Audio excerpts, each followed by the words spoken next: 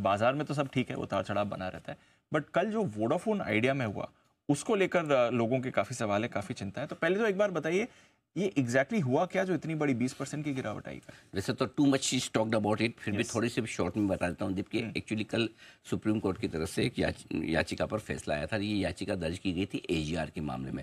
AGR के मामले में टेलीकॉम कंपनियां ये चाहते थे भाई कि जो भी एजीआर का कैलकुलेशन किया, जो बकाया इन कंपनियों को देना है सरकार को, उसकी कैलकुलेशन फिर से की जाए।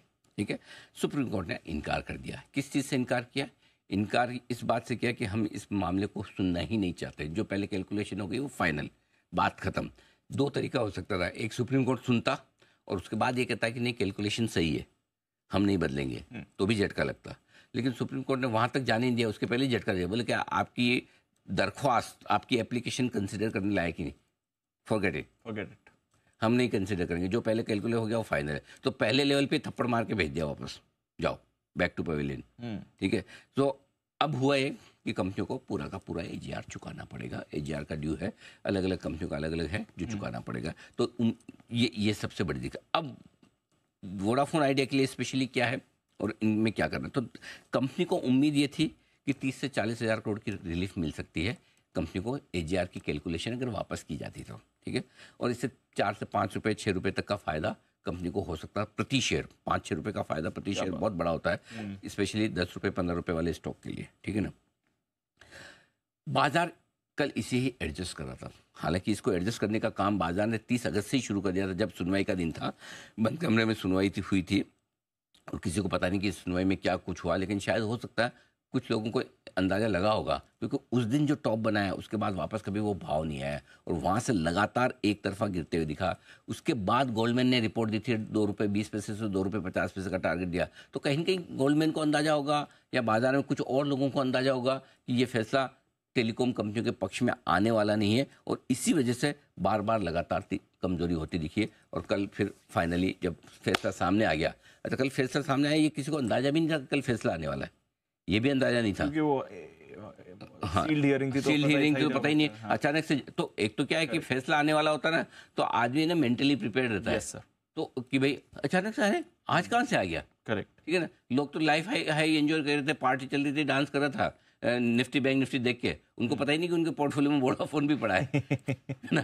करेक्ट, उनको मतलब आप पार्टी कर रहे हो और अचानक फोन बार बार बजे, बाहर जाके आप सुनो तो पता चला घर से या कोई दोस्त से कोई खराब खबर आ गई, ये वैसा हाल था। करेक्ट ना, कल पार्टी चल रही है, अचानक से है वोडाफोन है, वैसा वाला हाल हो गया। राइट, सो तो जो तेजी इन कंपनियों में स्पेशली वोडा आइडिया में एजीआर की वजह से बनी थी, वो तेजी खत्म हो गई।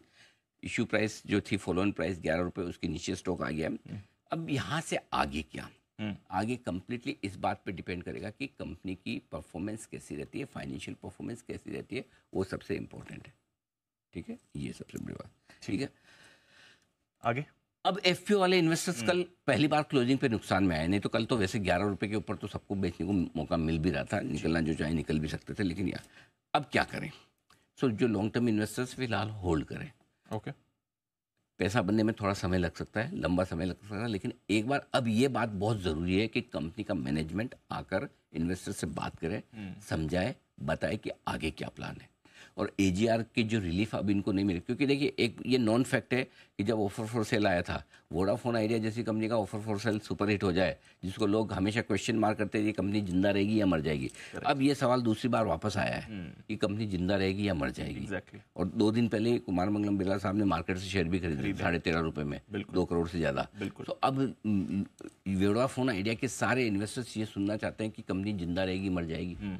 हमें पता नहीं मरेगी, मरनी होती तो अब तक मर जाती। लेकिन अब आगे क्या, एजीआर का पैसा कैसे चुकाएंगे, फंड कहाँ से लाएंगे, आगे प्लानिंग क्या है, ये सारी चीज़ें अब कंपनी के मैनेजमेंट को बताना ज़रूरी है, ताकि वोडाफोन आइडिया के इन्वेस्टर्स जो है ना, उनको एक थोड़ा सा आइडिया मिल सके, आइडिया मिले कि वो करना क्या है। अब रहा सवाल दूसरा, काफ़ी लोग ये भी कह रहे हैं कि अरे आप तो बहुत स्ट्रांगली रिकमेंड कर रहे थे, ये वो बिल्कुल कर रहे थे दीप, किया भी है कई बार के, 11 रुपये में भी किया है, 15-17 में किया। हालांकि ऊपर में तो जो किया है वो ज़्यादातर ट्रेडिंग के पर्पज़ से था।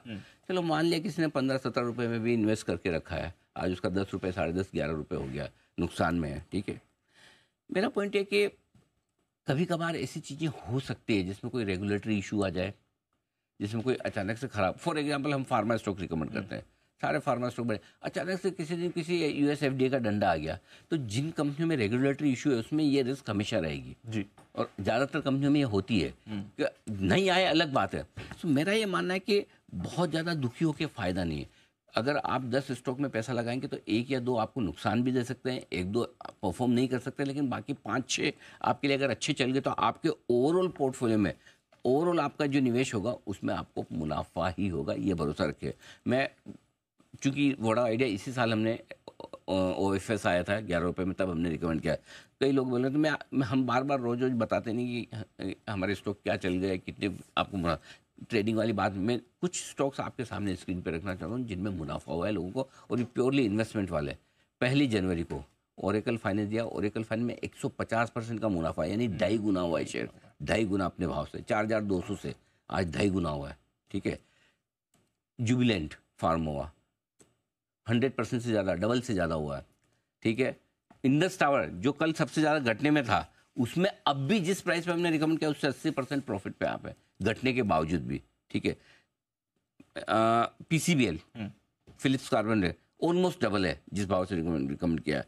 CDSL जिस भाव से इस साल रिकमेंड किया है, और इस साल भी नहीं 28 मार्च को किया है दीप, वहाँ से 78-80% अब भी कल की करेक्शन के बाद है।